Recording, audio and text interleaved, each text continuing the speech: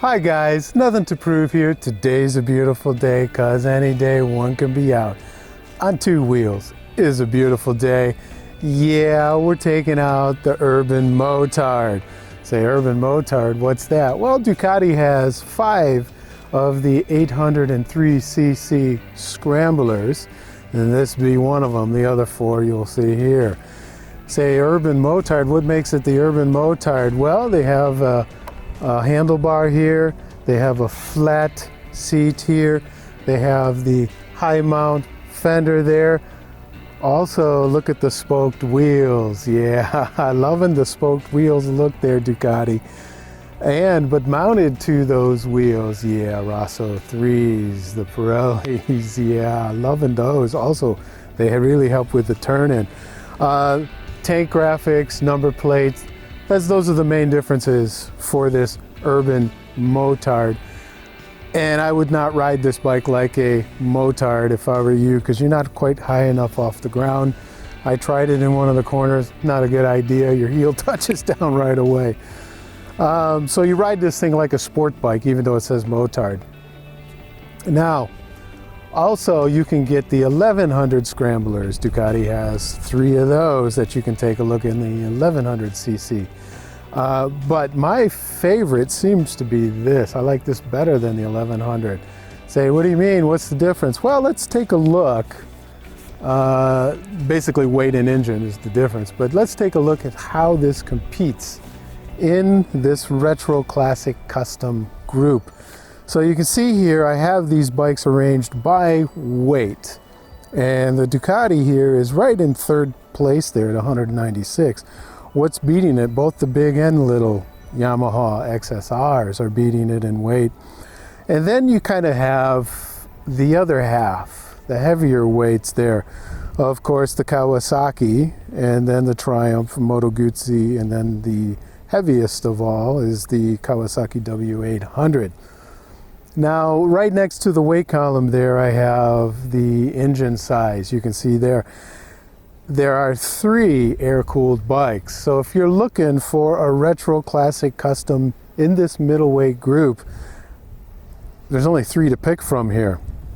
You got the Guzzi, Kawasaki, and this. The others are liquid cooled, so you're going to see that ugly radiator out front there. Here, you don't have it, and that's why I like this bike, this 803 Scrambler too. Now on power, let's take a look there. It's not doing too bad. It's hard to compete against the liquid cooled bikes there. Of course, the Yamaha and Kawasaki taking 1st place there. But then on torque, this does not do too bad at 66.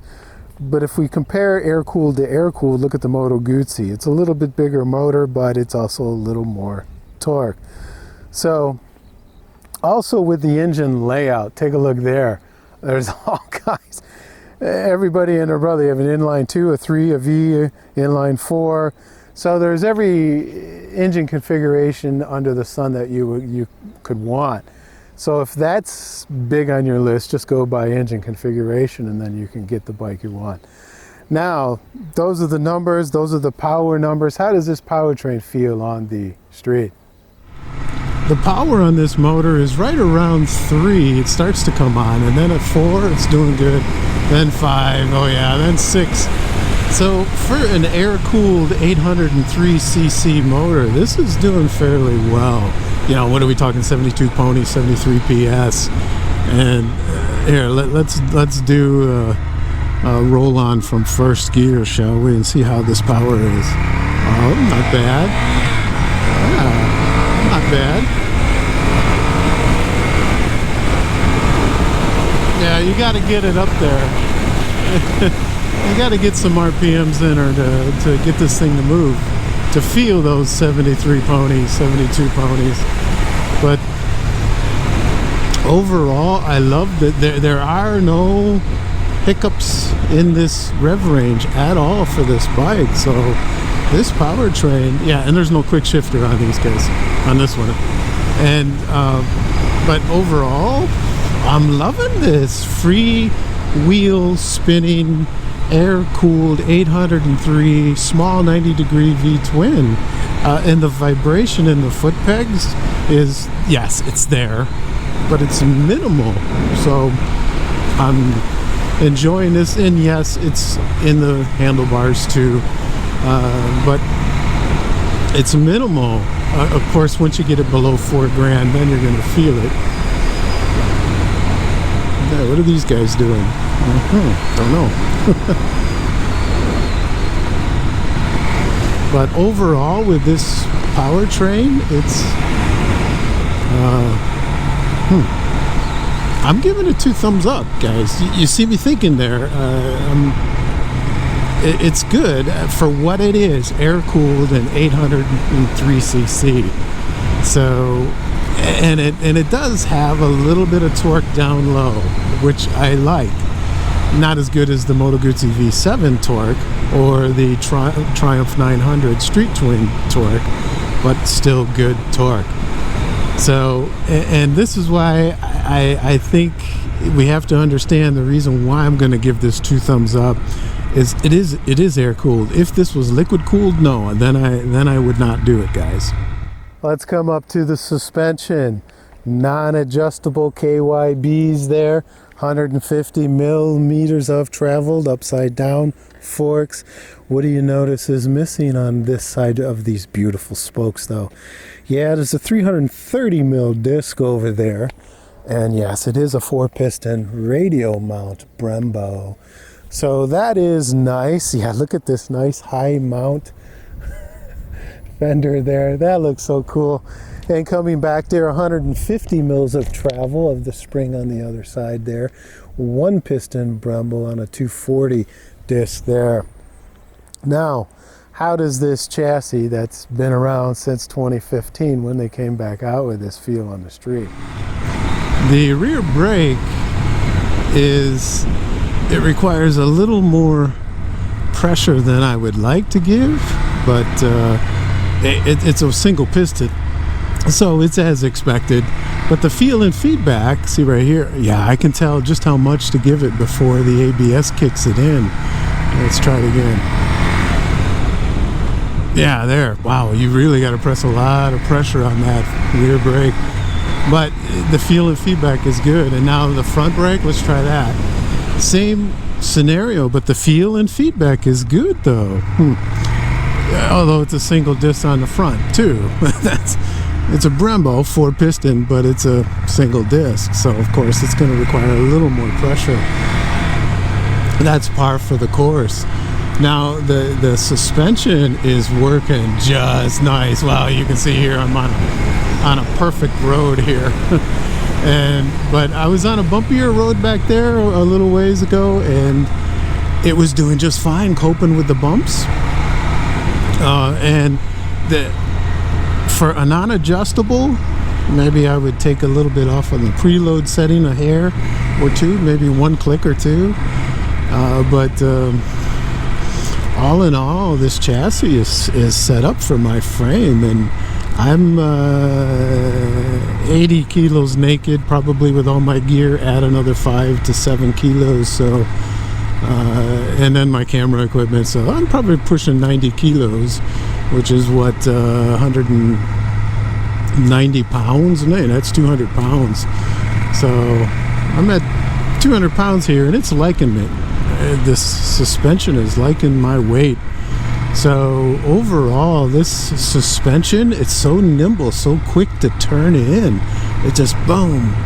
But that's because the handlebar is nice and wide. You can see here my reach to the handlebar in this upright riding position makes this thing so flickable, and that's why it's getting 2 thumbs up. Boom, boom.